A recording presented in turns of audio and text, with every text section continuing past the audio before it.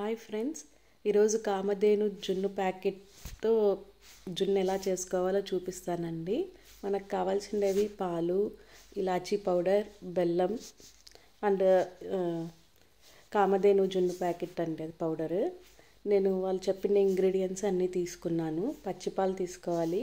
నేను బెల్లము, ఇలాచీ పౌడర్ తీసుకున్నాను. ఆ పచ్చిపాలల్లో నేను ఫస్ట్ బెల్లం అంతా ఉంటలు లేకుండా వేసి కలుపుకున్నానండి. ఇలా బాగా కలుపుకోవాలి. అసలు ఉంటలు ఉంటే మనకు తినేటప్పుడు ఉంట వస్తుంది.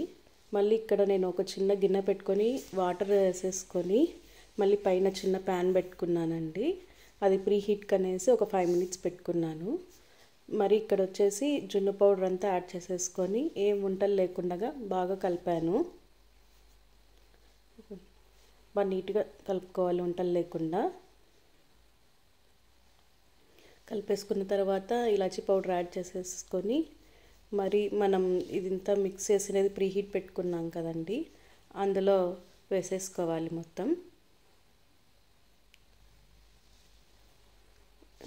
వేసేసుకున్న తర్వాత దానిపైన మూత పెట్టేసేసి ఒక 10 to 15 minutes పెట్టాలండి.